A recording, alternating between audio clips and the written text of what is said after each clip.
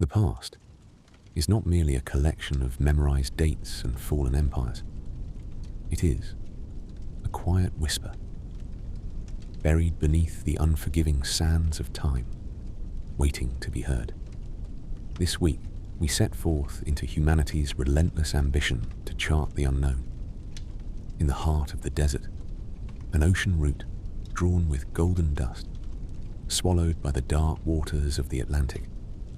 Within the absolute sanctuary of sultans, a lost continent etched on gazelle-skin, hidden in the shadow of a violent storm, and in a wall-less city of seafarers, an unbreakable lullaby carved in clay, blending with the rhythm of the ancient waves. Now, we bring these three ancient enigmas together in one seamless experience. Surrender your mind to the sheer intellectual weight of these academic mysteries that have remained unsolved for centuries. Lean back, close your eyes, and prepare to lose yourself within the dimly lit corridors of history, presenting the Week 3 compilation. In the dark, starless nights of the year 1311, nearly 2 centuries before Christopher Columbus would set sail toward the unknown, what precisely was King Abu Bakr, the formidable sovereign of the Earth's most affluent empire, seeking within the micro-engraved astronomical coordinates of the ivory meridian caliper he held in his hands? Was this an irrational, fatalistic plunge from the absolute zenith of a magnificent empire into the unforgiving azure of the ocean? Or was it the final, definitive corroboration of a clandestine route, mathematically proven, calculated via astrolabes, and etched into parchment? An epistemological truth already known for centuries within the depths of ancient libraries. At this exact moment, you are standing in the very heart of the Sahara desert's merciless, blistering heat, yet you find yourself entirely insulated within a profound intellectual sanctuary. You are within the private archives of a grand estate adjacent to Timbuktu's renowned Sankore University, enclosed by towering monolithic adobe walls that, centuries ago, decisively shut their heavy doors to the chaotic clamor of the outside world. This centuries-old Sudano-Sahelian architecture, masterfully forged from clay, straw, and water, and structurally reinforced by an internal framework of resilient palm timber, allows the walls to literally breathe, sustaining the interior atmosphere in a constant, protective equilibrium of 72 degrees Fahrenheit. As you draw the air slowly into your lungs, you discern the slightly tart, earthen aroma of gazelle hide parchments preserved in this dim chamber for centuries, intertwined with the sharp astringency of freshly applied cedarwood oil, meticulously utilized to protect the wooden shelving from xylophagus insects, and the noble, unobtrusive fragrance of saffron incense wafting languidly from a heavy brass censer in the corner of the room. You lean slightly forward toward the navigational instrument resting upon the colossal ebony desk before you. That legendary, silent meridian caliper. The unwavering amber illumination cast by 2 olive oil lamps situated in the far corners of the room solely highlights the immaculate surface of the ivory and the microscopic motes of dust suspended in the stagnant air. Where the light descends, you observe the millimetric, fine incisions denoting the trajectory of the canary currents, and the intricate markers indicating the celestial positioning of constellations over the ocean, each deliberately inlaid with microscopic granules of gold dust. Outside, while the relentless desert wind batters the heavy walls, generating a monotonous, deeply resonant, and low-frequency drone, you remain here, in the absolute core of this silence, a temporal void where time has ceased its progression, and knowledge has transmuted into a palpable, physical density. Through the span of this elongated night, with measured and deliberate steps, we shall examine the heavily guarded oceanic cartography of the 14th century, the structural and engineering anatomy of how an armada of 2,000 vessels was constructed, utilizing the mechanical technology of its era, and the trajectory of that boundless azure oblivion from which an emperor never returned. You will bear witness to how this taciturn wisdom, waiting patiently for centuries upon the dusty shelves of Timbuktu, preserved one of the most profound enigmas of human history within its heavy manuscripts, as the absolute, unyielding, and solemn truths of history permeate the profound tranquility of this chamber. Guided by the geometry of the ivory caliper, we commence the slow, deliberate turning of the pages of empirical truth. This unique vantage point, where you currently reside, marks the exact coordinate where the Niger River, meandering like a colossal artery of the continent, executes its ancient and silent convergence with the Sahara Desert, a topography recognized as the Earth's most unforgiving ocean of sand. Timbuktu is not merely a geographical crossroad.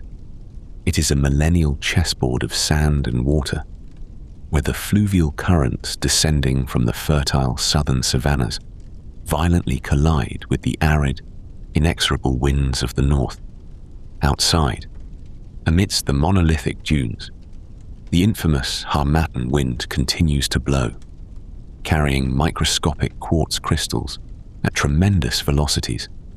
Although this wind constitutes a formidable force of nature, relentlessly eroding, sculpting, and ultimately consuming everything in its path, when it strikes the thick fortifications of this archival chamber in which you now stand, it is transmuted into nothing more than a profoundly deep, monotonous, and benign resonance.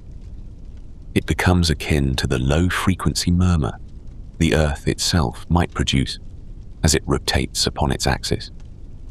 As you extend your fingertips toward the towering wall immediately beside you, grazing its abrasive surface, you perceive the cold, petrified epidermis of 14th century Sudano-Sahelian architectural genius. These fortifications are not mere accumulations of earth. The specific adobe utilized in their construction, referred to in the vernacular as banco, is a marvel of bioclimatic engineering. It is meticulously synthesized by extracting alluvial clay from the deepest recesses of the riverbed, amalgamating it with precise ratios of desiccated rice stalks, baobab fibers, and shea butter, and subsequently subjecting the mixture to a prolonged multi-week fermentation process beneath the blistering African sun. You observe the thick Taron pillars, wooden supports hewn from the borassus palm, embedded horizontally within the masonry and protruding outward like rigid arrows. This timber exoskeleton does not merely shoulder the static load of the edifice, it simultaneously absorbs the immense thermal expansion, differential between the desert's relentless diurnal heat and its freezing nocturnal temperatures, permitting the walls to expand and contract at a microscopic level, thereby maintaining structural integrity without fracturing. It is exclusively through this organic engineering that even as external temperatures exceed 100 degrees Fahrenheit, the atmospheric humidity and thermal equilibrium within this library have remained immobilized for centuries at a pristine 72 degrees, establishing a perfect homeostasis designed to preserve these invaluable manuscripts from inevitable decay. The absolute tranquility of the chamber is punctuated solely by a subtle, mechanical cadence generated by an archivist working beneath the dim illumination in the far corner. If you listen with deliberate intent, you discern the rhythmic, scraping resonance of a finely forged Damascus steel blade gliding along the surface of a desiccated reed. This is not a mundane physical exertion. It is the auditory manifestation of a master calligrapher, meticulously shaving the tip of the reed, known as the kalam, with sub-millimeter precision, striving to achieve the flawless geometric angle demanded by the caliber of the text he is preparing to transcribe. The dull, resonant snap produced each time the steel blade severs the fibrous cellulose of the reed axe as an acoustic metronome, progressively decelerating the perception of time within this space, and etching into your consciousness the purest, most physical preparatory. You direct your footsteps toward the centuries-old shelving, structures hewn from solid cedar wood and heavily fumigated with the bitter leaves of the neem tree to perpetually repel xylophagous organisms. Upon these shelves, there are no bound codices of the variety accustomed to the modern world, where spines are rigidly adhered with synthetic glues and tightly stitched. Within Timbuktu's superior tradition of archival preservation, individual folios are deliberately left unbound to provide maximal structural defense against the fine, corrosive dust of the desert that permeates all physical barriers. Instead, each autonomous leaf is meticulously stacked upon the next and subsequently enclosed within heavy, collapsible leather satchels, essentially functioning as armored archival envelopes. As you extend your hand and cradle one of these satchels between your palms, you register its noble antiquity, feeling the dignified textural weight of its surface against your skin. The goatskin utilized for this exterior casing was not subjected to a conventional tanning methodology. The seed pods of indigenous acacia trees, chemically dense with natural tannins, were pulverized and synthesized with river water and wood ash to precipitate a highly alkaline solution. The hide was submerged within this chemical matrix for weeks, fundamentally altering its molecular composition to render it intolerably bitter to dessert entomology, while simultaneously instilling an elasticity that prevents desiccation and fracturing over the span of a millennium. Through the friction of centuries and the natural oils of countless human hands, its pigmentation has oxidized into a dark, matte chestnut, transitioning in certain areas to a blackened amber. You trace your fingers over the mechanism securing the heavy flap of the satchel. These are not metallic clasps. Metallurgy in this specific context is an absolute liability, as metal rapidly oxidizes in the nocturnal humidity of the desert and accelerates the chemical degradation of the parchment beneath it. Instead, the mechanism relies upon impeccably smooth buckles, micro-carved from mature ivory and camel bone, securely fastened to the terminal ends of thick leather straps. As your thumb caresses the smooth, frigid and marble-like topography of the ivory, you comprehend the extreme density and permanence of the material. When you methodically slip the buckle free from its strap, you hear the imperceptible creak of the ancient leather, initiating our first intellectual descent into the heavy folios crafted from gazelle hide, upon which dense calligraphy has been embedded using pulverized gold and saffron. These pages shall transport us, not merely through linguistic constructs, but directly into the mathematical epicenter of this magnificent empire's profound ambition to dominate the oceans, guiding us toward the gold-woven economic paradigm of Mansa Musa's reign. As you incline slightly further toward the immaculate surface of the colossal, centuries-old ebony desk, you perceive a solitary gold diner resting adjacent to the gazelle hide folios, the purest physical manifestation of the 14th century Mali Empire's economic omnipotence. When you slowly rotate this dense fragment of metal upon its axis with your fingertips, the high-pitched, rhythmic, and progressively decelerating resonance of solid gold spinning against the hardened timber permeates the absolute silence of the chamber. The final, heavy, and resonant vibration, produced as the 22-carat malleable gold exhausts its rotational momentum and settles entirely flush against the wooden surface, represents not merely the acoustic signature of a metal, It is the auditory reflection of a macroeconomic density, a wealth of such colossal magnitude that it possessed the capacity to unilaterally destabilize the global economy of its era. You sense your mental focal point slowly traversing from this diminutive yellow disk toward the sweeping financial anatomy of West Africa. Scrutinizing the calligraphic ledgers inscribed upon the initial pages of the parchment, you encounter immaculate accounting records detailing that the Mali Empire was not solely a military hegemon, but an absolute global commodity monopoly. The subterranean origin of this prosperity lies concealed within the geological stratification of the Bambouk and Bouré auriferous fields, situated in the upper basins of the Senegal and Niger rivers. The folios meticulously document how microscopic gold particulates, exuded from quartz veins lying meters beneath the lithosphere, were integrated into alluvial soils through millennia of tectonic friction and the ceaseless erosion of subterranean aquifers.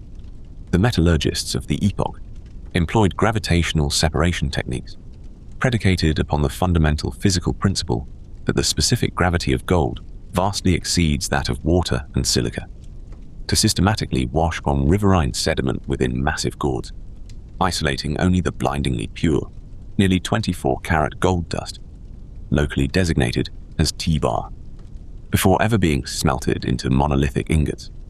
This raw powder was funneled into avian quills, circulating as the most incontrovertible currency within transcontinental trade networks. Yet, the underlying philosophical reality within this dimly lit archive murmurs that gold, in isolation, cannot sustain an empire. Aurum is merely an ornamental construct, a cipher of power. Conversely, the biological imperative that preserves human life in the extreme thermal crucible of the Sahara is sodium chloride, salt. Within this silent repository, you touch the rational proofs demonstrating how gold and salt were bartered at perfectly equivalent grammages within the financial markets of the era. Massive blocks of halite, excised from the desiccated, prehistoric lake beds of the Tagaza salt mines hundreds of kilometers to the north, were compelled to traverse the Sahara. It is at this precise logistical nexus that the empire's staggering organizational intellect, combined with the biological engineering of the single-humped camel, Camelus dromedarius, was mobilized. As the dispassionate, data-driven cadence of an economics professor echoes through your mind, you focus upon the unfathomable logistical mathematics of a 14th century salt caravan. A single expedition typically comprised an aggregate of 10 to 12,000 dromedaries. The dorsal hump of this creature does not store water, as commonly misconstrued, but rather conceals an enormous adipose deposit weighing up to 80 kilograms. Through cellular respiration, this lipid mass undergoes oxidation, synthesizing hydrogen molecules with oxygen to produce metabolic water, thus sustaining the animal through weeks of severe dehydration. Furthermore, the erythrocytes within the dromedary's circulatory system are uniquely oval-shaped rather than spherical. This cellular elasticity permits the animal to ingest up to 100 liters of water in a mere 3 minutes, without causing osmotic rupture within the vascular system. Each camel hauled 2 massive blocks of halite, weighing an aggregate of 150 kilograms, successfully executing the grueling 60-day trans-Saharan transit. The synchronized movement of 10,000 camels, transporting 1,500 tons of pure sodium chloride to be exchanged for an identical mass of gold dust upon reaching the southern latitudes, constituted one of the most flawless and voluminous mechanisms of commodity arbitrage ever recorded in human history.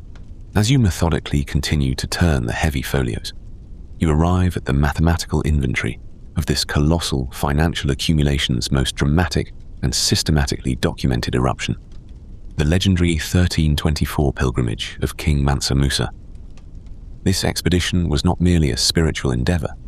It functioned as the most massive projection of hard power and economic supremacy the known world had ever witnessed. The quantitative data rises from the page with an imposing, unshakable clarity. A procession encompassing 60,000 individuals. Embedded within this multitude were 12,000 enslaved attendants draped in brocaded silk, each bearing a solid gold staff, forged to an exact weight of 1.8 kilograms, and most staggeringly, a specialized vanguard of 80 camels, each shouldering sacks containing 136 kilograms of pure gold dust. You mentally weigh the immense gravitational impact of approximately 11 tons of gold traversing the breadth of a continent, devoid of military provocation, propelled solely by the sovereign will of a single monarch. However, the profound weight of this historical data lies concealed between the lines, detailing the macroeconomic devastation this influx triggered upon reaching Egypt. You glance back at the gold dinar resting upon the desk. When millions of its identical counterparts cascaded into the markets of Cairo, Medina, and Mecca simultaneously, the regional supply of gold spiked to such an astronomical zenith that its intrinsic valuation collapsed precipitously. Mansa Musa's overwhelming disbursement stands in the historical record as the first documented instance of hyperinflation induced by the expenditures of a singular individual, a catastrophic devaluation that inflated regional markets by 25%, effectively paralyzing the Egyptian economy for 12 consecutive years. Within this dim, silent archival chamber, enveloped by the tart, lingering scent of saffron incense, reading these staggering figures etched across gazelle hide crystallizes the paramount inquiry in your mind.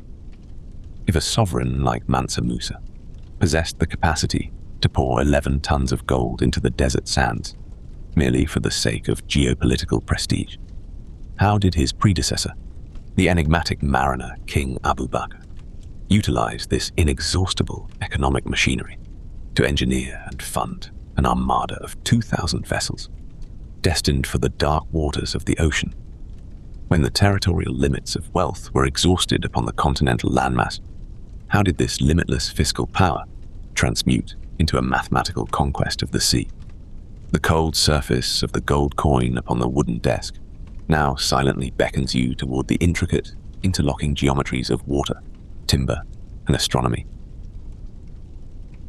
As you slowly avert your gaze from the cold gold dinar resting silently upon the ebony desk, redirecting it toward the hypnotic labyrinth of gazelle hide folios and gold-inked calligraphy, you step into the intellectual corridors of the true architect behind Mansa Musa's colossal wealth, his predecessor, King Abu Bakr. The boundaries of the known continents, the boundless sands of the Sahara, or the impenetrable forests of the south were profoundly insufficient to satiate Abu Bakr's geopolitical appetite. His eyes were inextricably locked upon the impenetrable blue infinity of the Atlantic Ocean, crashing relentlessly against the West African coastline, and designated in that era as the Sea of Darkness. Yet, the manuscripts you decipher within this dim archival chamber whisper that this obsession was not mere adventurism or a blind faith rooted in mythology. Conversely, it was undergirded by years of highly rational, calculated academic labor, orchestrated by the era's most brilliant astronomers, mathematicians, and engineers. You graze the surface of a brass astrolabe, resting immediately beneath your right hand, heavily ornamented with intricate gold and silver inlays. As your fingertips slowly traverse the dense primary chassis of this magnificent mechanical instrument, scientifically termed the matter, you perceive how 14th century astronomy effectively confined the entire celestial sphere onto a two-dimensional brass plane. The scholars of Abu Bakr's court had transfigured this device into a navigational deity, an absolute necessity for spatial orientation within the absolute void of the mid-ocean, where no terrestrial reference points existed. You delicately rotate the rate, the perforated, arachnid-like metal plate, bearing the projected coordinates of the sky's most luminous stars. The subtle, metallic friction of the plate gliding across the brass substrate bleeds into the profound silence of the room. You read the dense, technical lines detailing how they aligned the sighting rule, known as the alidad, on the dorsal face, with Polaris to calculate the star's angular altitude from the horizon, and how they subsequently correlated this specific geometric angle with the astronomical coordinates housed within the colossal ephemeris tables, locally known as zayis, compiled by the scholars of Timbuktu, thereby calculating the vessel's maritime latitude with millimetric precision. The immutable positions of the stars, the mechanics of this heavy brass apparatus, and the unyielding exactitude of mathematical tables transmuted the ocean into a conquerable geometric paradigm within Abu Bakr's mind. Reaching the terminus of the page, you carefully grip the exceptionally thick, abrasive gazelle hide parchment between your thumb and index finger. As you turn the page, the heavy, resonant rustle of the centuries-old leather folding upon itself, a sound evoking the crushing of desiccated foliage, strikes the adobe walls and dissipates, conditioning your mind for the subsequent stratum of knowledge. This new folio descends from the theoretical firmament of astronomy into the unforgiving physical reality of salt water and timber, focusing strictly upon the structural engineering of that legendary armada of 2,000 vessels. Scrutinizing the architectural schematics of the colossal shipyards established across the expansive deltas, where the Senegal and Gambia rivers intersect the Atlantic, you observe that these vessels were not constructed with iron nails, unlike their Mediterranean contemporaries. Cognizant that the massive wavelengths and immense hydrostatic pressure of the ocean would effortlessly shatter rigid, nail-fastened wooden hulls, African shipwrights engineered an extraordinarily elastic architectural paradigm classified as the sewn boat. The manuscripts articulate how enormous planks of mahogany and iroko timber were perforated with millimetric symmetry along their margins, and how these colossal timbers were subsequently stitched together, loop by loop, using massive ropes woven from coir, coconut fibers that possess the unique biomechanical property of swelling and exponentially increasing in tensile strength upon exposure to seawater. Through this technique, the hull of the vessel did not resist the violent impacts of the ocean. Rather, it yielded to the rhythm of the waves, dispersing and absorbing the destructive kinetic energy of the water throughout its entire wooden skeleton. Once the suturing process was finalized, you read the chemical formulas detailing how a boiling amalgam of animal fat and dark, indigenous tree resins was plastered across the entire exterior topography of the hull, hardening into an impermeable, organic polymer armor designed to shield the timber from oceanic salinity and the devastating boring capabilities of the naval shipworm, Teredo navalis. Yet, the solemn truth permeating this silent archive confronts you with the reality that constructing a fleet of 2,000 ships and sustaining them in the open ocean for months constituted merely a rudimentary baseline. You navigate through the extensive inventory ledgers documenting the chemical preservation methodologies engineered against the fragility of human biology amidst the oceanic expanse. The formula for preventing tons of meat from succumbing to putrefaction lay in the halite blocks of Tagaza. The flesh was sliced into ribbons of near papyrus thinness and submerged within pulverized salt, undergoing a rigorous process of extreme osmotic pressure. The sodium chloride completely extracted the intracellular moisture, eradicating the required humidity for bacterial proliferation, effectively petrifying the meat and ensuring its preservation for years. Regarding potable water, before it was funneled into porous clay amphorae, the internal cavities of the ceramics were hermetically sealed with molten, unadulterated beeswax to neutralize the porosity of the clay and entirely inhibit evaporation. However, the most profound revelation lies in the ingenious, purely empirical prophylactic countermeasure deployed against scurvy, a pathological condition the medical world of the era had yet to even identify. The desiccated fruit extract of the baobab tree, globally recognized as one of the most concentrated botanical sources of ascorbic acid, was amalgamated with dense acacia honey to preclude oxidation, and subsequently hermetically sealed within massive earthenware vats. Within the protective, 72-degree thermal stasis of the adobe chamber, as you inhale the heavy scent of saffron incense, you comprehend that Abu Bakr was not merely a visionary gazing beyond the horizon. He was a master strategist who flawlessly calibrated chemistry, structural engineering, and the mathematics of the cosmos against the draconian laws of the ocean. 2,000 vessels, equipped with months of logistical provisions, highly elastic wooden hulls, and the precision brass gears of the astrolabe. This entire colossal apparatus was immaculately assembled to be relinquished unto the oceanic currents. And now, the folios beneath your hand slowly pull you toward the ultimate culmination of this mathematical preparation, toward the solitary remaining artifact of the armada that never returned.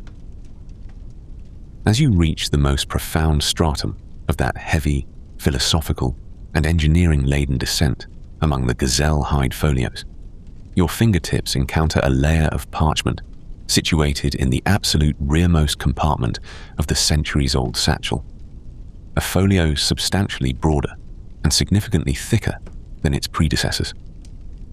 This is no standard textual manuscript, as you deduce from the dense, fibrous architecture of its texture and its irregularly sheared margins. It is a colossal cartographic plane synthesized by subjecting multiple layers of goatskin to immense hydrostatic pressure, bound together utilizing an organic adhesive likely formulated from boiled animal cartilage and riverine clay.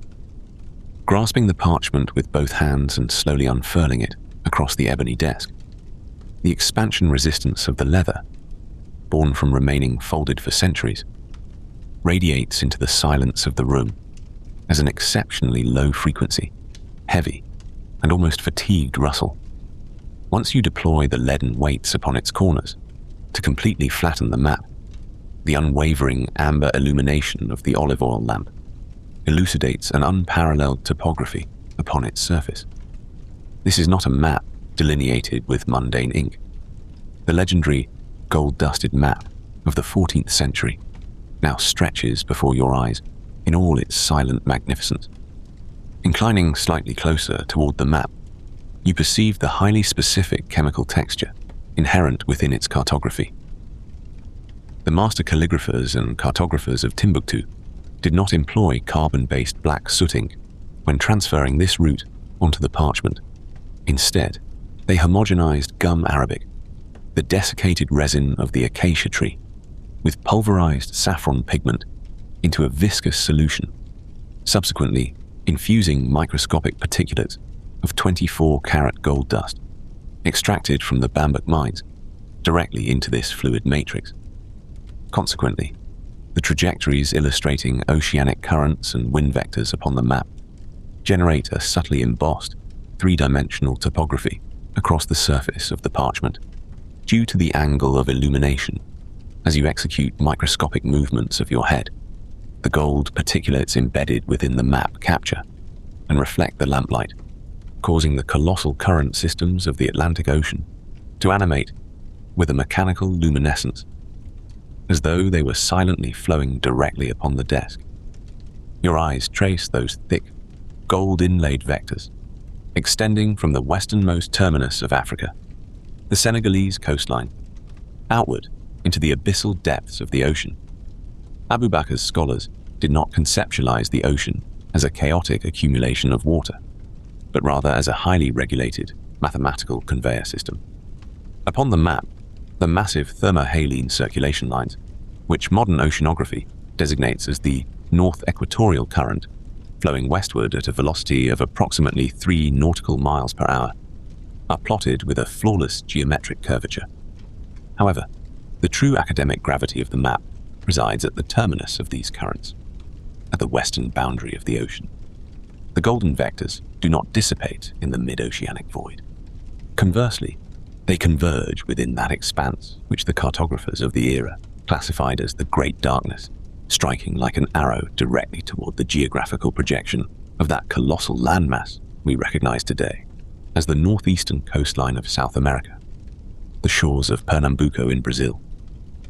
Abu Bakr's armada surrendered to this inexorable, unidirectional mathematics of wind and water, utilizing this flawless oceanic highway under the strict guidance of the astrolabe and ephemeris tables to reach that new world situated beyond the horizon. You meticulously examine the micro-illustrations inscribed into the margins of the map, discernible only through intense focal concentration. These comprise highly detailed anatomical renderings of avian species, positioned alongside the astronomical symbology utilized for spatial orientation. The observers of the epoch had recorded the migratory trajectories of pelagic birds, specifically long-distance migrants akin to the Arctic tern, which flew westward from the African coastlines during specific seasons each year, never to return weeks later. The westward flight of these terrestrial-dependent avian species, which possessed no capacity to rest upon the open ocean, constituted an empirical, biological proof for the scholars of Timbuktu.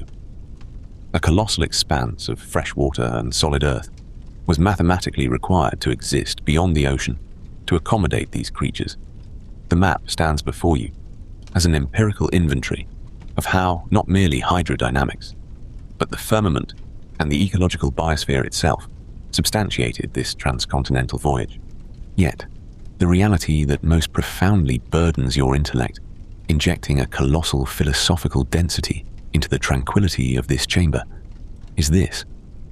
If this cartography so definitively harbors the formula for traversing the ocean, why did that monumental armada of 2,000 vessels and Abu Bakr, the supreme monarch of the continent, never return? As you reanalyze the vector fields of the gold-dusted lines, you recognize that the answer lies concealed within immutable laws of physics, specifically the trade winds. While the prevailing winds and currents offered a flawless, unidirectional transit from West Africa toward Brazil, attempting to return via the identical route was thermodynamically and mechanically impossible given the sail technology of the era, as the aerodynamic technique of tacking against the wind had yet to be adapted for such colossal canoes. Abu Bakr and his scholars likely recognized this unidirectional mathematical certainty before ever embarking during their preliminary calculations of the oceanic current tables. This was not a disappearance. It was a conscious, absolute migration away from the boundaries of the known world, directed toward a truth from which there could be no physical return. Accompanying the realization of this massive epistemological truth, the perception of time within the chamber decelerates entirely, suspending itself in the heavy air. Outside, the deep, resonant, and monotonous drone of the wind, whispering the same ancient cadence among the boundless dunes of the Sahara for millennia, transmutes into a mechanical background hum behind the monolithic adobe walls. The reservoir of the olive oil lamp upon the ebony desk has now significantly depleted. As the linen wick draws the absolute final drop of oil, the height of the flame diminishes, and a remarkably faint, rhythmic crackle emanates from the carbonized terminus of the wick. This microscopic acoustic fracture, echoing within the absolute stillness of the adobe chamber, represents the auditory signature of a colossal historical epoch gently drawing to its conclusion. And thus, as the final microscopic granule of gold upon the map flares momentarily in the receding lamplight and extinguishes forever, the inquiry into precisely what Abu Bakr's vessels encountered beyond the ocean yields to a profound, solemn, and highly academic acceptance. Perhaps the intrinsic value of certain discoveries, of monumental geographical enigmas, resides not in their broadcast to the masses, but in their perpetual state of secrecy, safeguarded solely within the hearts of those who achieved them, and upon the dusty shelves of such impenetrable, silent libraries. You methodically fold the map, listening one final time to the heavy rustle of that thick parchment, before systematically reinserting it into its centuries-old leather encasement. The heavy, resonant thud, produced as you slowly close the thick leather flap, is absorbed and neutralized by the silence of the night and the desert. Timbuktu is dormant. Outside, the boundless Sahara, defying the progression of time, remains motionless. The heavy wooden door of the archive has closed exactly as it did centuries prior, and the amber illumination has gently faded. Your mind, beneath the peaceful gravitational density of this monumental knowledge and history, retracts into its own profound absolute silence. Now, in this exact coordinate, where everything commenced and concluded. Only the mathematics of the stars and the immutable truth of an ancient era remain.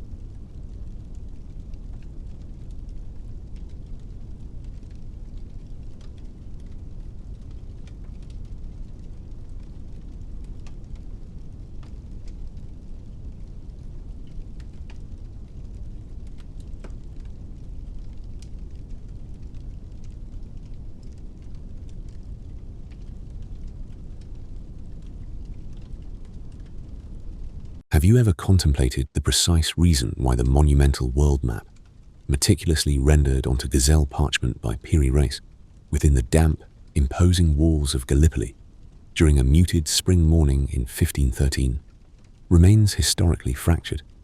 Its corresponding half, a vast cartographic representation of the Asian continent and the yet-to-be classified oceans, having vanished into the depths of antiquity.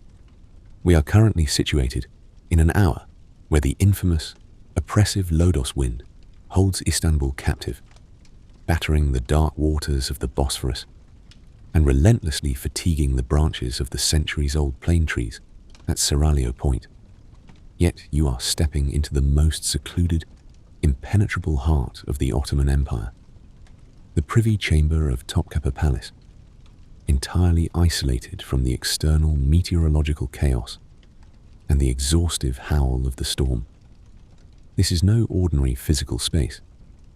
It is a profound capital of absolute stillness, a monolithic sanctuary where time itself decelerates along its own axis, grinding to an almost imperceptible halt. Upon your initial step across the threshold, the natural, dignified atmospheric chill, preserved for centuries by the massive stone masonry, greets your presence. The ancient olfactory signature, permeating the chamber's air, dense and faintly sharp to the senses, is the composite scent of oxidized leather bindings resting beneath centuries of dust, manuscripts with exhausted spines, and the complex chemistry of archaic iron gall inks. Resting in the immediate corner stands a silver brazier, forged by a master silversmith and intricately engraved with delicate Rumi motifs. At the core of this brazier, the heavy, arboreal resin of slowly carbonizing aloes wood merges with a subtle, almost imperceptible distillation of rose oil, spiraling upward toward the elevated stone arches of the chamber. This localized thermal mass emanates a deliberate, focused warmth, standing in stark thermodynamic contrast to the pervasive coolness of the surrounding masonry.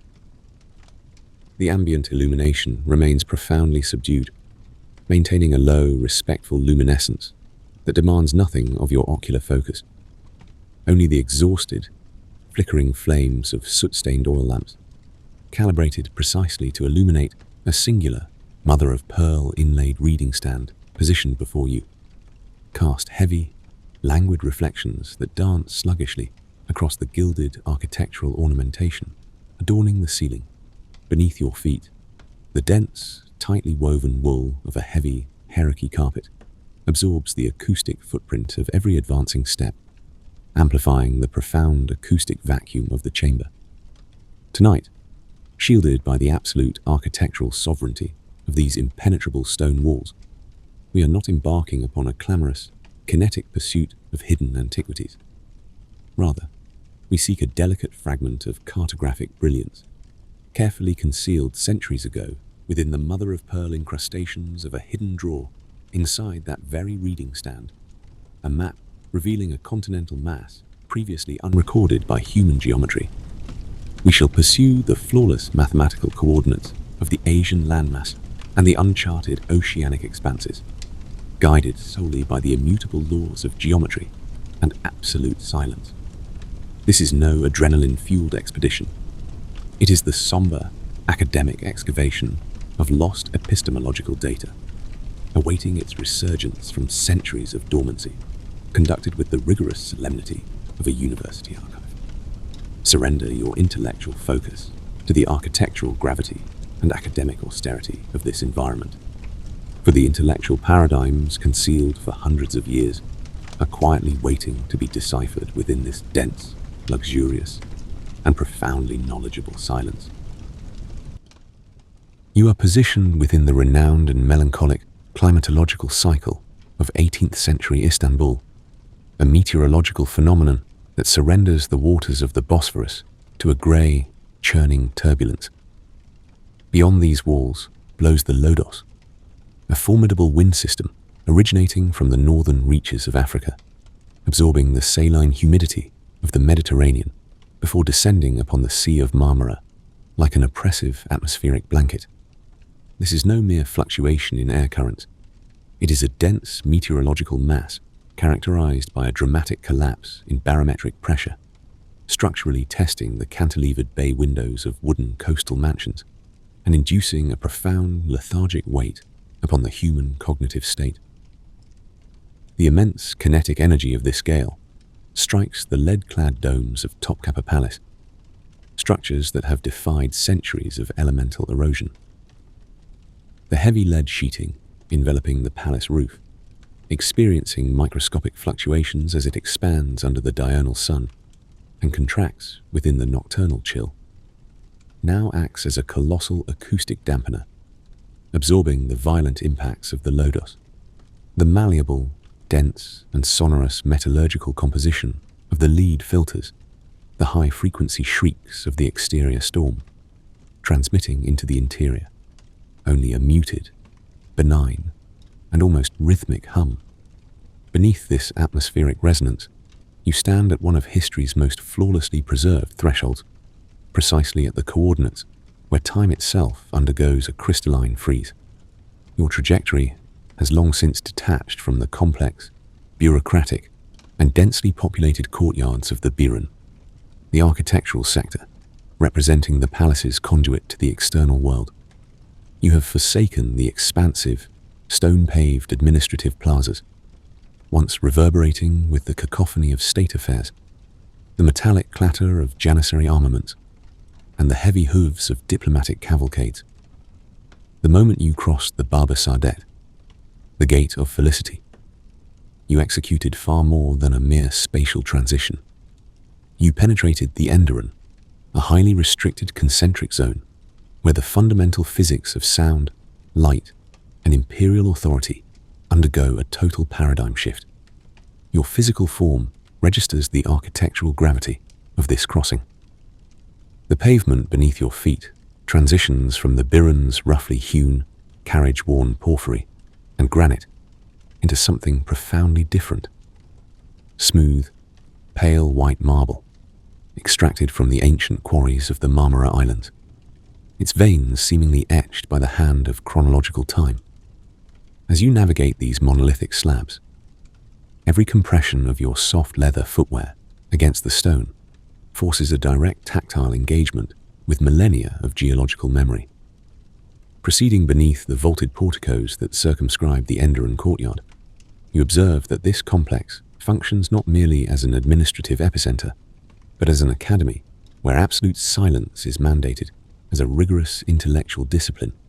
Within these perimeters, vocalization, unless strictly dictated by operational necessity, constitutes a profound breach of protocol. Accompanied by this profound tranquility, you advance toward the sovereign core of the palace, the haste, the privy chamber. The portal obstructing your path is no ordinary assemblage of timber.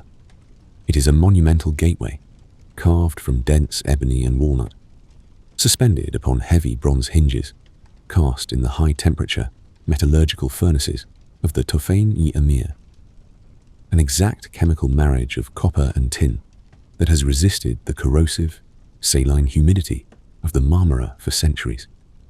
As your fingers make contact with the handle, the cold, frictionless, and authoritative texture, transferred from the bronze to your tactile receptors, murmurs the uncompromising severity of the realm that lies beyond. The precise moment you breach the threshold and enter the haste, your acoustic and atmospheric tether to the exterior world is instantly, surgically severed. Your auditory faculties require several seconds to calibrate to the absolute, vacuum-sealed silence that suddenly engulfs you. The secret behind this acoustic isolation lies not merely in the spatial depth of the chamber, but in the complex chemistry of the massive stone masonry that surrounds you. These walls were not bound by conventional mortar. They were constructed utilizing Khorasan mortar, a highly sophisticated binder perfected by Ottoman architects, utilizing principles understood since Roman antiquity. Formulated with baked clay, specifically pulverized brick acting as a pozzolanic agent, combined with slaked lime, finely sifted sand, water, and even organic proteins such as egg whites to induce structural elasticity, this mortar has undergone a centuries-long chemical metamorphosis. Upon continuous exposure to atmospheric carbon dioxide, it precipitated calcium silicate hydrate crystals, effectively repetrifying into a monolithic, impermeable bedrock. The microscopic, porous topography embedded within these walls entraps and dampens even the lowest low-frequency vibrations of the external lodos, bestowing upon the chamber the deafening, profound serenity characteristic of a deeply buried archival vault. This environment transcends the function of a sovereign bedchamber. It is the ultimate intellectual sanctuary of the empire. The haste operates simultaneously as a sacred reliquary, safeguarding the most venerated artifacts of the Islamic world, enveloped in an immaterial armor of aloeswood incense, and as a private research institute where the Sultan applied his cognitive faculties to the administration of the realm, studying the rarest manuscripts on astronomy, medicine, philosophy, and cartography. Recessed within the architectural niches, you observe gilded leather bindings, astrolabes, and volumes of poetry, whose page edges bear the slight, unmistakable friction of centuries of scholarly perusal. Every object situated within this room is devoid of mere aesthetic superficiality. Each serves as a physical vessel for epistemological data. As you remain motionless upon the dense woolen matrix of the hierarchy carpet, you perceive the untamed kinetic energy of nature, relentlessly scourging the dark waters of the Bosphorus just beyond the masonry, solely as a faint, subterranean vibration permanently trapped within the stone. The interior atmosphere, meanwhile, envelops you like an invisible, impenetrable cuirass, interwoven with the heavy, authoritative aromas of aged parchment, oxidized beeswax seals, and the slowly combusting silver brazier. And as your visual receptors fully adapt to the low lumen illumination, you gradually begin to comprehend the incomprehensible mathematical discipline, the silent scream of geometry, encoded within the glazed tiles and timber that encase your periphery. As you stand at the periphery of the dignified thermal mass radiating from the silver brazier in the center of the chamber, your mind, entirely severed from the meteorological anarchy of the lodos raging outside, begins to seek a new focal point within this vacuum-sealed silence. Once your ocular receptors have fully calibrated to the low-lumen environment, you realize that the massive stone masonry confining you within the haste is not fundamentally bare. Rather, the surface is armored by one of the most intricate and arduous chemical transmutations in human history, the unparalleled quartz tiles of Iznik. These glazed panels are not mere ceramic fragments or superficial decorative elements. They represent a monumental database, a synthesis of terrestrial matter, extreme thermodynamics, and advanced mathematics, orchestrated with laboratory precision within the 16th century Ottoman ateliers. The profound secret encapsulated within these surfaces, currently gleaming faintly beneath the exhausted flames of the soot-stained oil lamps, lies not in standard clay, but in the crystalline structure of quartz. The matrix of these tiles contains an astonishing proportion of pure quartz, specifically silicon dioxide mineral, reaching concentrations of up to 85%, an anomaly that fundamentally supersedes all other global ceramic traditions. The endeavor of the master ceramists of Iznik to pulverize these extraordinarily resilient and nearly unworkable silica crystals within massive stone mills until they were reduced to microscopic particulates, and subsequently bind this dust with a specialized lead-tin alloy known as frit to achieve vitrification, constitutes an absolute triumph of materials engineering. Taking a deliberate step closer to the wall, closely observing the panels illuminated by the flickering light of the hearth, you can perceive that the renowned coral red pigment projects a microscopic, millimeter-scale topographical elevation across the tile's surface, distinctly raised above the surrounding colors. As you trace your fingertips across this frictionless, frigid, and vitreous plane, the subtle protuberance you detect is not merely a chromatic application. It is the physical manifestation of an extreme elemental metamorphosis. This is the calcined residue of an exceptionally iron-rich geological specimen known as Armenian bole, fundamentally transformed within the absolute core of the kiln. To isolate this highly specific frequency of red, the master ceramists systematically managed the oxygen saturation within the furnaces, orchestrating a complex chemical reaction that spanned several continuous days under a punishing thermal load of 900 degrees Celsius. A thermodynamic crucible, where copper oxide mutated into cobalt blue, manganese transitioned into deep aubergine, and iron yielded that vibrant, unparalleled coral hue.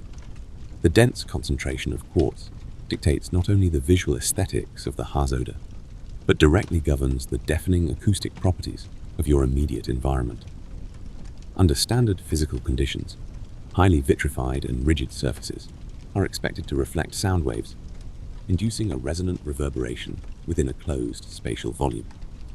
However, the overwhelming ratio of silica within the tile's matrix, combined with the microscopic porosity concealed beneath the lead-glazed stratum, acts to entrap kinetic vibrations through a mechanism akin to piezoelectric absorption.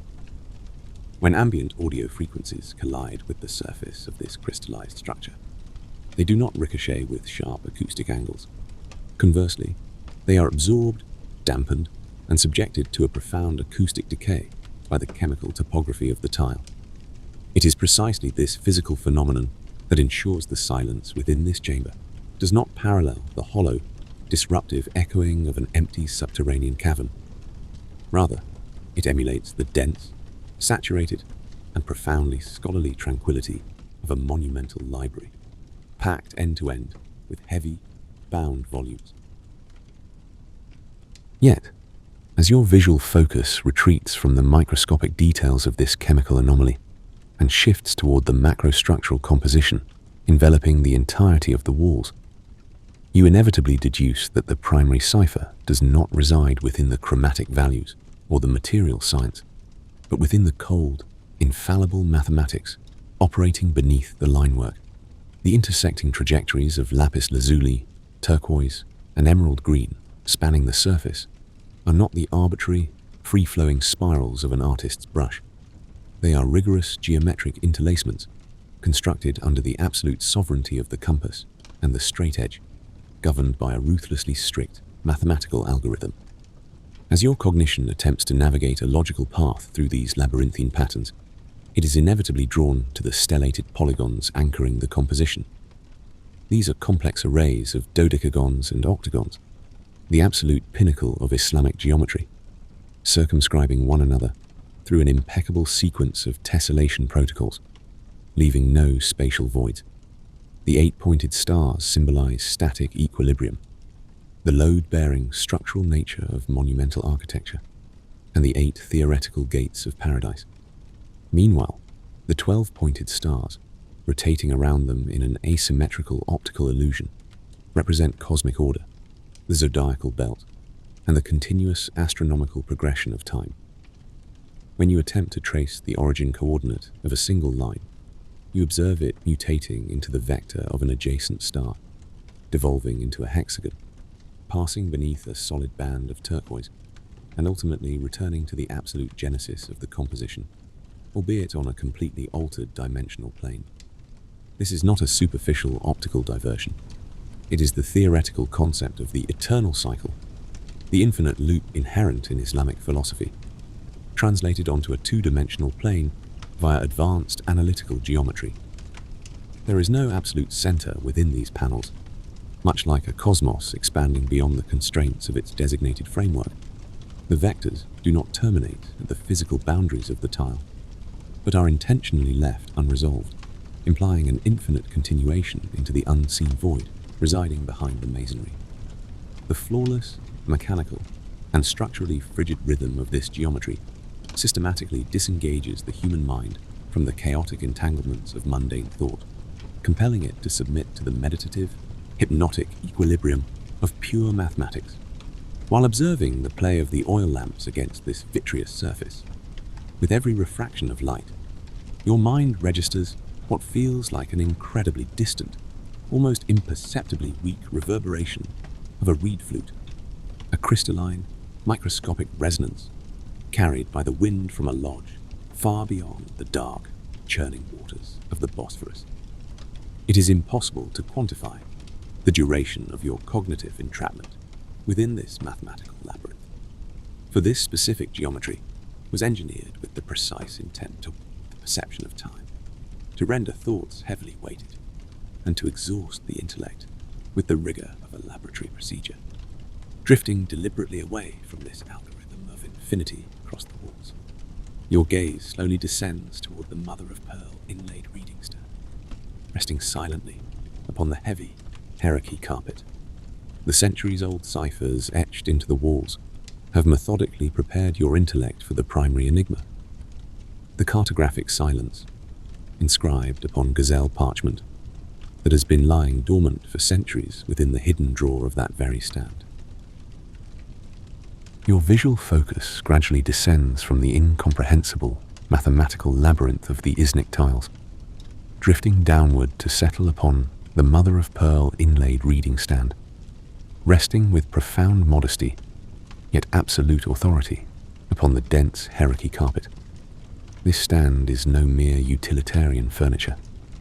It is an absolute marvel of architectural woodwork, where the most iridescent layers of marine shells have been friction-fitted into the dense, heavily veined matrix of walnut wood without the introduction of a single drop of adhesive, an assembly requiring the precision of a surgical instrument.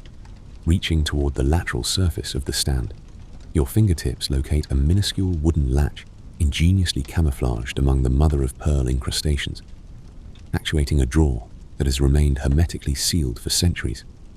The resulting dry, resonant, and agonizingly slow friction of wood against wood echoes within the vacuum-sealed silence of the chamber, resonating as though it were the very acoustic manifestation of time, pivoting upon its own axis. As the drawer achieves maximum extension, a thick, tightly coiled cylinder of material is revealed, entirely insulated from the corrosive degradation of the centuries.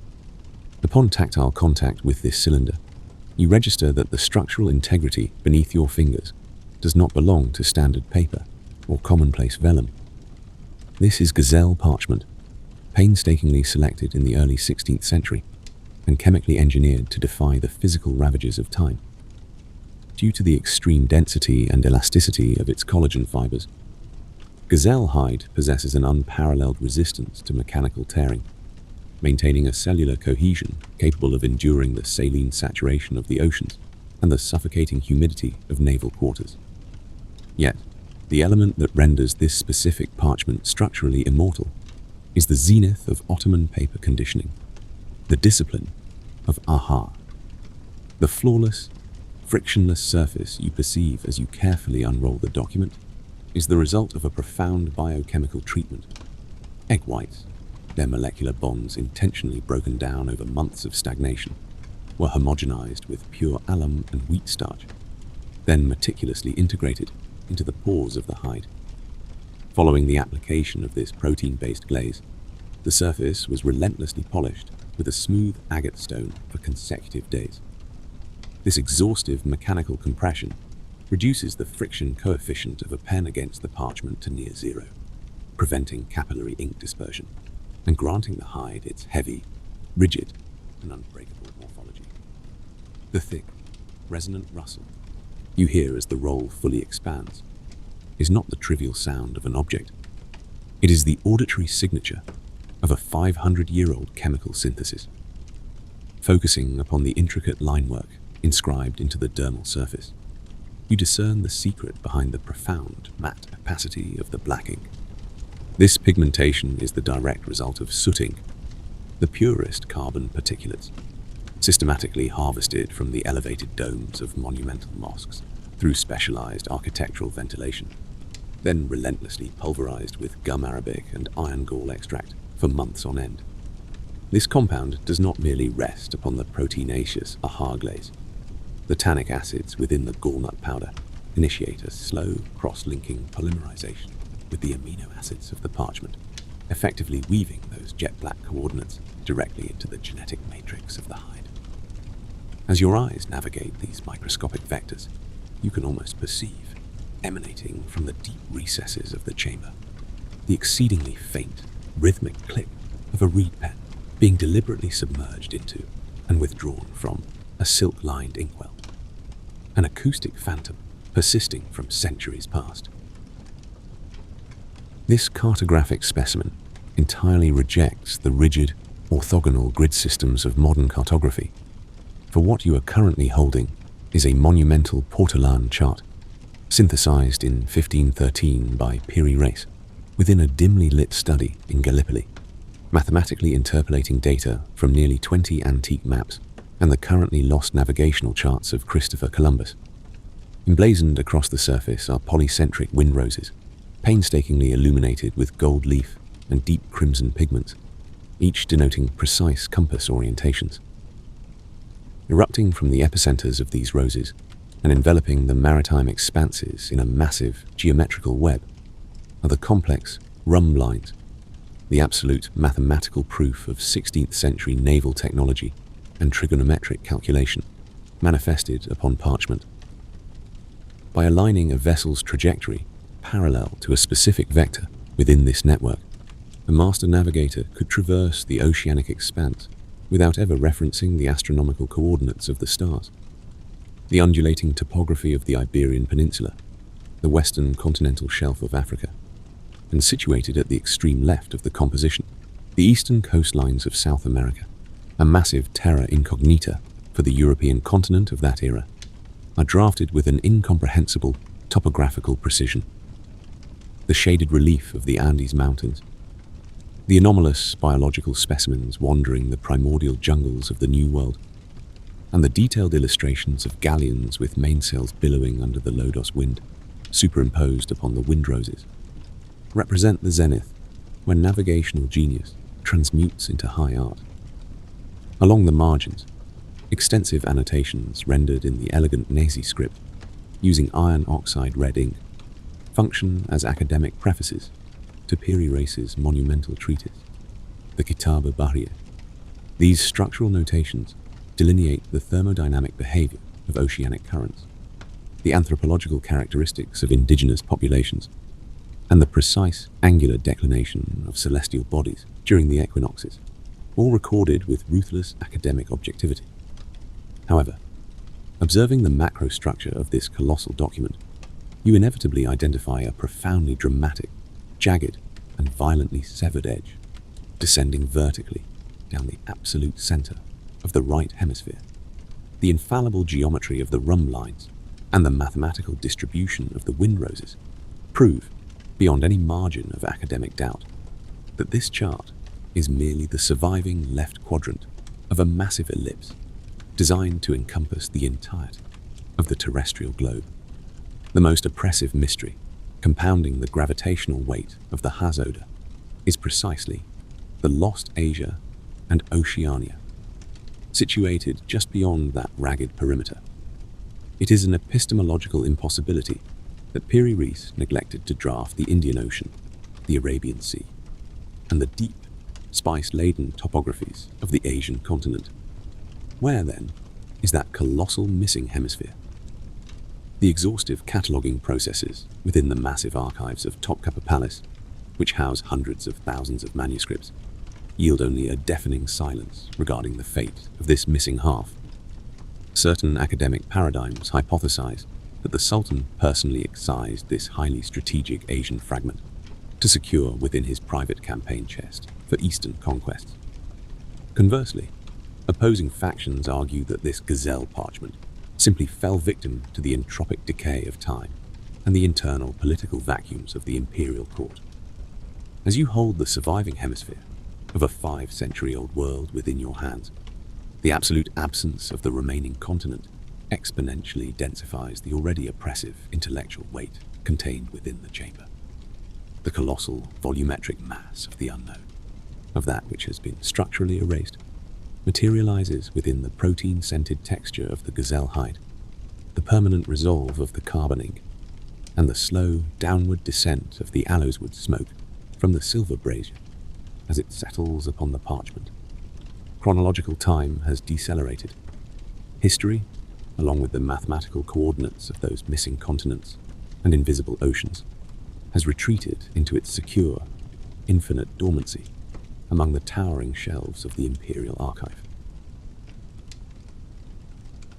While your cognitive faculties remain suspended within the enigmatic coordinates drafted upon Piri Reis's gazelle parchment, drifting through the conceptual void of vanished continents and invisible oceans, the meteorological anarchy raging beyond the massive, lead-clad fenestrations of the Hazoda systematically begins to mutate, rapidly exhausting its kinetic energy.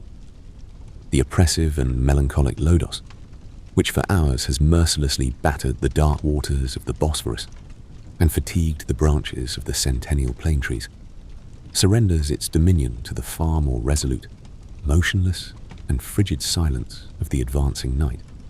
The high-frequency, whistling lamentations generated as the gale impacted the lead roofing panels have completely dissolved, neutralized by the monumental acoustic dampening of the thick stone masonry and the renowned Khorasan mortar, where pulverized brick remains permanently sealed by proteinaceous binders. As the external tempest subsides and the natural world reclaims its thermodynamic equilibrium, the heavy, archival silence within the chamber crystallizes into a tangible, physical mass, descending upon your shoulders with profound gravitational weight. Chronological time does not progress along a linear vector within this spatial volume. Rather, mirroring the perception of the eternal cycle embedded within the Isnic tiles upon the walls, it folds in upon itself, decelerating, densifying, and ultimately grinding to a near-absolute halt. The architects of this dense, luxurious, and absolute tranquility are not merely the massive marble blocks constituting the walls, nor the geometric Kundakari joinery interlocking without metallic fasteners upon the cabinet doors. The true custodians who have perpetuated this stillness as an uncompromising discipline for centuries are the Hazodalu pages, individuals who have navigated the most elite, rigorous intellectual conditioning of the Enderun Academy to attain access to this very epicenter of the palace and the empire. They are by no means conventional armed sentinels. They are the sworn conservators of the Sultan's most guarded intellectual reflections, the invaluable sacred relics of the Islamic paradigm, and the exceedingly rare cartographic ciphers currently resting before you. During their nocturnal vigils, they perambulate, wearing specialized footwear constructed from compressed felt, engineering a friction coefficient with the masonry floor that approaches absolute zero. Even the textile composition of their Burimchuk garments, a sophisticated interweaving of silk and cotton, is manufactured through specialized looming techniques designed to eliminate any microscopic acoustic friction against the ambient air during kinetic movement. They glide through the obscured corners of this colossal, dimly lit hall as immaterial shadows, generating 0 decibels of sound. Their very respiratory rhythms have been perfectly synchronized with the barometric cadence of the chamber. For introducing unnecessary auditory stimuli or displacing an object with audible force within this volume constitutes far more than a mere breach of imperial protocol. It represents an irreversible desecration of the solemn dormancy of the knowledge saturated deep within the masonry. Their silent, phantom-like presence is an invisible, yet absolute, unshakable authority, elevating the structural integrity of this environment to its absolute zenith. As the midnight hours recede into antiquity, the flickering choreographic illumination of the chamber is systematically terminated with the identical, flawless discipline, the soot-stained flames of the oil lamps, which for hours have danced languidly across the gold-leafed roomy motifs adorning the ceiling, are now on the verge of concluding their cellular functions. Within the silver brazier situated in the corner, the smouldering coals, which have permeated the volume with the heavy, slightly astringent aroma of combusting aloes wood and essential rose oil, have entered the terminal phase of their chemical reaction. The slow, persistent, and silent interaction between the carbon matrix and the atmospheric oxygen systematically yields to a cotton-like, immaculate stratum of white ash. Directly beneath this pale residue, the exceedingly fine, microscopic crackle emanating from the final fragments of crimson embers, still pulsating like a dying cardiovascular system due to oxygen deprivation, is not a disruptive noise breaching the silence of the haze odor. Rather, it is the precise acoustic detail that hermetically seals it. A haze odor attendant emerges silently from the encroaching darkness, utilizing brass shears to sever, with profound surgical precision, the carbonized apex of the cotton wick upon the final candle, cast from pure beeswax. This deliberate procedure ensures that instead of suffocating the combustion through abrupt, brute force, the flame is permitted to extinguish itself through natural thermodynamic exhaustion. The microscopic whisper, generated by the warm vapor of vaporized beeswax merging with the atmosphere as the trembling flame expels its final breath, audible only through extreme auditory concentration, is the sound of the chamber's final optical tether being gently severed. Darkness, within the parameters of this chamber, is never categorized as a deficiency, a state of nothingness, or a malevolent variable. Conversely, it is the most fundamental, noble physical prerequisite necessary for knowledge to macerate within its own essence, and for parchment and ink to achieve structural equilibrium. The monumental, chronologically paralyzing nature of archives and libraries activates precisely during these moments, when photon emission is entirely eliminated. When the lamps are extinguished, the gazelle parchment maps within the reading stand, the frictionless pages conditioned with ahar and sealed by agate stone, and the vocabulary inscribed centuries ago with sooting transition into a state of photochemical dormancy. Liberated from the corrosive, molecular degrading photons of ambient light, the cellulose, the dermal collagen, and the carbon matrix descend into a flawless cellular stasis within the immutable, stabilized coolness and precisely calibrated microscopic humidity maintained by the Khorasan mortar.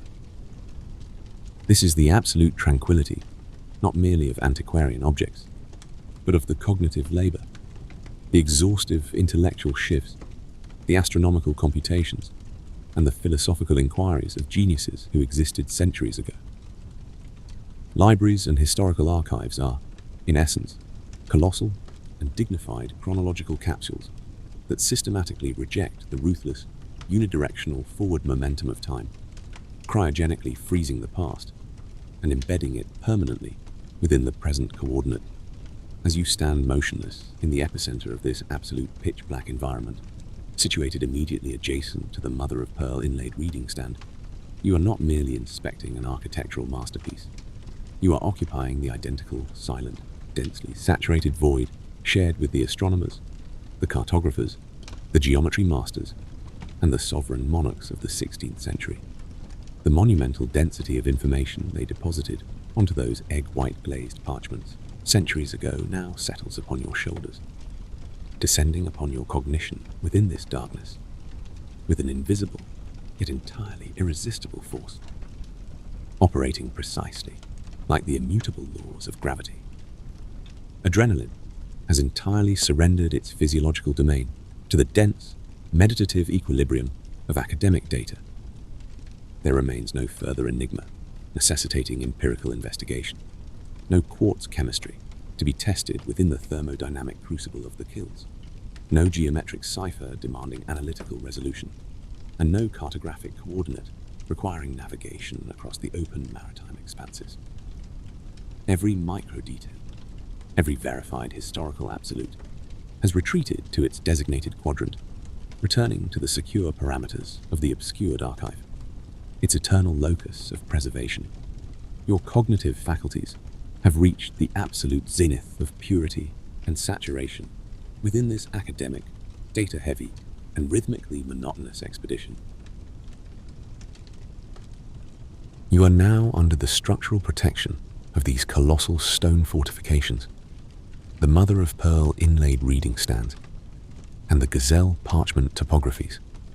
History is not merely a chronology necessitating memorization, but a reinforced sanctuary wherein the intellect may find absolute equilibrium.